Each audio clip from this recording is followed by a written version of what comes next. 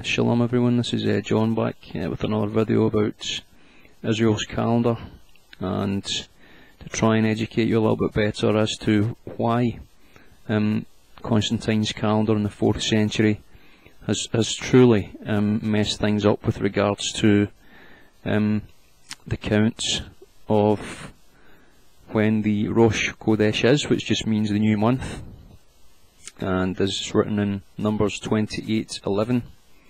The new month is really the new moon, and in the Hebrew calendar there is usually 12 of them. Sometimes there's an extra month, depending on when the Aviv barley is sighted in Israel. Now there we have the new moon in this count. This is what a Hebrew month used to look like. There we go. There we go, is the Rosh Chodesh. And this is what Constantine separated in the 4th century. That first part of the week, he basically divorced counting new moons and just took the 7-day cycle part from the actual Hebrew month there, which usually counted up to 30 days. Now this is what the offerings look like. If you ignore the bottom part at the moment, every new month or new moon there were 2 young bulls, 1 ram and 7 lambs, and these were the daily offerings, which was a lamb in the morning and a lamb in the evening, until we got to the Sabbath, where an additional 2 lambs were sacrificed. That's written in Numbers 28:10 there.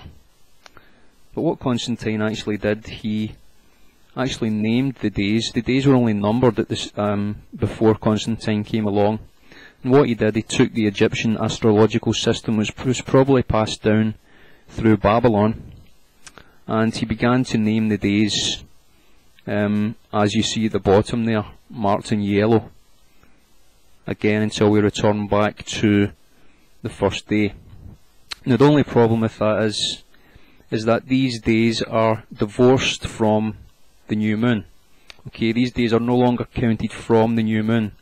So it means that you could have a new moon day on a weekday, which wouldn't add up, because Yahweh says, you know, there's a certain offering on a new moon day, and the weekdays leading to the 7th day Sabbath, which is found on the 8th day of the month, there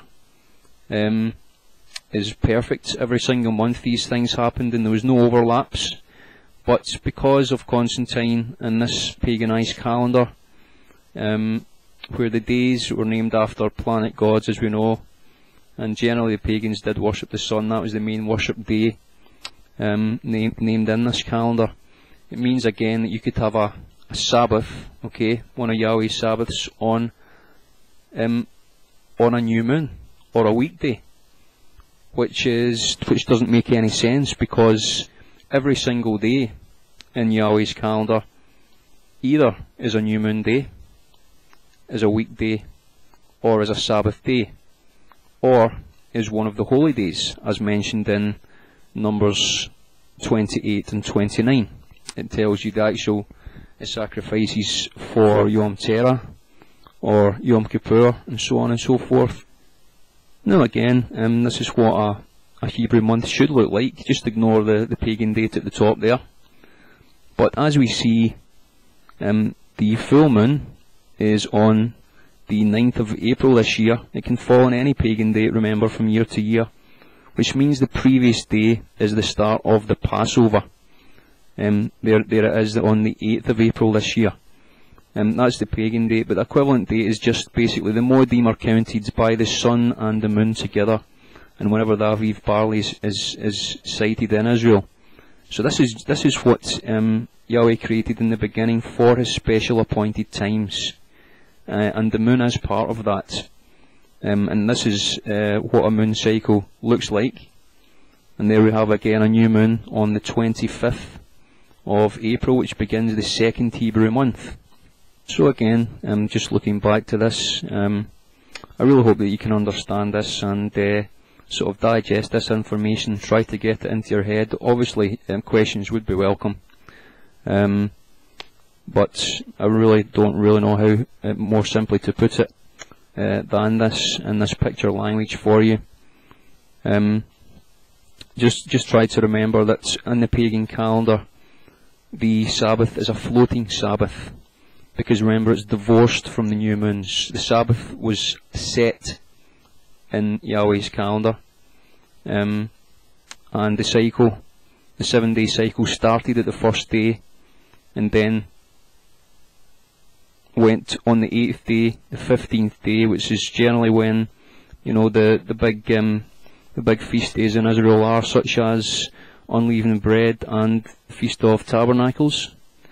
And the 22nd day, it's mentioned numerous times as a rest day in the Old Testament, and the 29th day, which is the final Sabbath until the new moon in the next 2 days. So there we have it. Generally, if a new moon falls, and let's say it happens to be Sunday in the pagan calendar, or it can be really any day at all, it can be Monday, Tuesday, it means basically that if it falls on the Sunday, it means that the Sabbath that month will always be when the new moon was announced. So that's sort of to get you used to the Hebrew calendar.